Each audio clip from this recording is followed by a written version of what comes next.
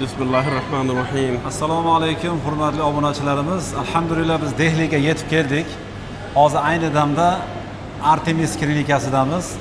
Biz bilan birga kelgan vatandoshlarimiz jigar, buyrak, peristatka klinikalarga joyladik. Hozir ular analizlarni topshirib, dializlarni olishni boshladi. Bu yonimda turgan bizni eng katta ishchimiz, ishboshimiz ismi Soyibxon, o'zi Hindiston fuqarosi, o'zbekchani bemalol gapiraveradi. Hozir men yo'lga chiqishdan oldin ko'pchilikka murojaat qilgan edim. Analizlaringiz bo'lsa, buyrak, jigar sohasida tashlanglar. Biz ayni damda Dehlidamiz, ya'ni doktorlarning konidamiz. Mana shu yigit o'sha kasallarni o'zini sohasidagi mutaxassislarga ko'rsatib, javoblarini tashlayapti. Hozir so'zni o'ziga beraman. Soyibxon, assalomu alaykum. Yaxshimisiz? Yaxshi, rahmat. Hozir sizni kamida 68 ming obunachimiz ko'ryapti. Hozir bemorlarimizning kayfiyati qanday? Shu haqida gapiring. Alhamdulillah, bemorlar zo'r ekan, Allohga shukr. Endi hozirgacha kelgan bemorlar qaysi bir jigar bo'yicha bor edi, qaysi bir pochka prisetka, qaysi bir onkologiya, qaysi bir nima deydi, ilik ko'chirish bo'yicha gematologiya kasallar. Har bitta kasallarga o'ziga qarash doktorlarga ko'rsatib, klinikaga yetkazdik. Allohga shukr, hozir hammasi yaxshi, hech qanaqa muammo yo'q. Klinikaga yotgandan keyin endi analizlarni topshirish boshlandik. Sekin-sekin hamma analizlar topshirgandan keyin doktor bizda chaqiradi, borib gaplashib, nima gap, nima so'z, nima muammolar, bu muammolarni qanday hal qilishga to'liq ma'lumotlarni yetkazib beradi, xudo xolisa.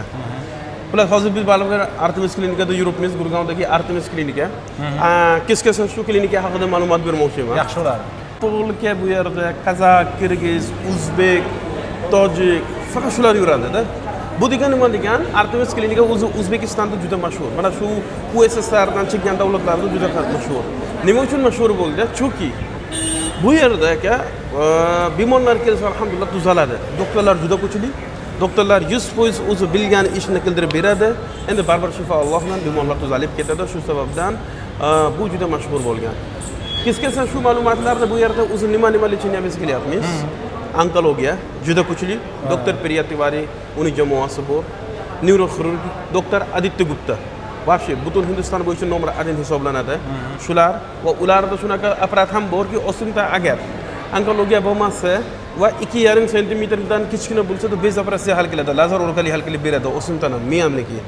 Keyin bu pochka prisetka kuchli ekan, jigarda ham ular boshlanyapti. Mana har oy taxminan 20 ta operatsiya qildiryapti, rezultat bo'lib bor, to'g'risi. Bundan tashqari bolalarniki kasal bo'yicha, ilik ko'chirish bo'yicha, ginekologiya, onkologiya, oshqozon osti bezda operatsiyalari, ichakdagi onkologiya, sarton, prostat urologiya, ortoped, suyak, hamma narsa juda kuchli shu yerda. O'ziga yarash rezultati bor. Hozir oldin faqat shu bitta bino bor edi. Hozir shundan katta o'rtada yana ikkita bino ochilgan. Hozir bu klinikada yana bitta narsa, bir vaqtda yotadigan xona kasallar uchun 725 ta xona bor. Bir vaqtda 725 ta bemor yotishi mumkin shu yerda. Shuncha katta больница bo'lgan. Bu klinika yaxshi, endi o'ziga yarash sharoitlar ham bor, toza, doktor bilgan doktorlar ishlayapti. Biz har bitta kasallarga shu yerda kelib, lecheniya olishga taklif beramiz. Bu yerda misolga deylik, MRT-lari, UZI va PET-CT va nima dedi, CyberKnife degan apparat bordi, osimdan operatsiya qiladi. U eng yangi texnologiya bilan kelgan bu yerda. UZI MRT-lar bor. Xullas bemorlar kelsa, nechta bemorlar bizga kelgan, shifo topilmayapti. Shifo topilsa sabab nima? Noto'g'ri diagnoz bilan lecheniya bo'lyapti. Bemor shu yerda keladi, bemor xohlasa ham, xohlamasa ham baribir doktorimiz chet ellik analizlarga ishonmaydi. U faqat O'zbekiston bilan emas, chet ellik qaysi bir davlatdan kelsa, Afrika, Iroq, Arab davlat, O'zbekiston qaysi bir uni ishonmaydi. Biz noldan oxirgacha analiz tekshiramiz.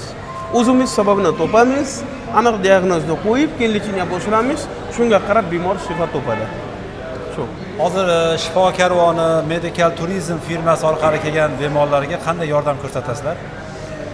Kutib olish, transport xizmatlari. Bu yerda eng birinchi qanaqa biz firmamiz, sizni firmangiz bilan, Shifo karvoni bilan shartnoma qilganmiz. Shu shartnoma bo'yicha bemor kelish bilan biz mashina bilan aeroportga boramiz. Aeroportdan kasallarni biz kutib olamiz. klinikada olib kelgandan keyin eng birinchi doktorga kirgizamiz. Doktor bemorning holatini ko'radi. Uni klinikaga yotqizish kerakmi yoki gostitsiyaga borish kerak deb aytadi. Agar holat og'irroq bo'lsa, klinikaga joylashtirib tezroq ish boshlanamiz. Agar holat yengilroq bo'lsa-ki, uni biz nima dedi agar holat yengilroq bo'lsa, uni gostitsiyaga jo'natamiz, gostitsiyadan hal qilib beramiz. Misolga bizga biletlar kelsa, mana bu bemor falonchi slogda Hindistonda keladi. To biz nima qilamiz? Srochni uni mashina bilan vaqtiga qarab aeroportga boramiz, bemorni kutib olamiz. Kutib olgandan keyin klinikaga olib kelamiz. Bemor doktor bemorni qabul qiladi. Birga kiramiz. Doktorniki har bitta muammolari bo'ladigan nima dedi vaziyatlari, ularga shikoyatlari doktorga tushuntiramiz. Keyin doktornikiga bemorga tushuntiramiz. Doktor bemorning holatiga ko'rib bizga maslahat beradi, nima qilish kerak. Bu bemorni klinikaga yotqizish kerakmi yoki gostitsiyaga yotadi. Holat og'irroq bo'lsa, albatta klinikaga yotkizib, buni sraz tez yordam ko'rsatamiz, lecheniyaga qo'shilamiz va birga analiz topshiramiz. Nima sababdan shu holat bor bemorda. Yengil holat bo'lsa, gostitsiyaga jo'natamiz. Chunki klinikada yotish baribir bu pulli bo'ladi, gostitsiyada sal arzonroq bo'ladi. To gostitsiyada ular har kuni ketnab analiz topshiradi, aniq diagnostikada, agar lecheniyali narsa bo'lsa, lecheniya yozib beradi, agar operatsiyalar bo'lsa, keyin klinikaga yotkizib operatsiya qilamiz. Xullas, bizniki xizmat bemorni kutib olish, agar mashinalar bepul, or bemor birinchi kundan oxirigacha bemor bilan biz tarjimonimiz yuradi, ruscha va o'zbekcha biladigan tarjimonlar bepul, dirsom ularga xizmatga berish kerak emas. Or biz doim bemor bilan birga bo'lamiz. Hozir yangi narsa qo'shmoqchimiz, inshaalloh hozir bu plan bo'lyapti. Agar 4 ta 5 ta bemor bir vaqtda kelsa guruhga qilib, lecheniya bo'lgandan keyin ularga bir Toj Mahalga olib borib ziyorat qildirib olib kelamiz. Inshaalloh. Hindistonda siz hozir qaysi firma nomi bilan ish yurityapsizlar?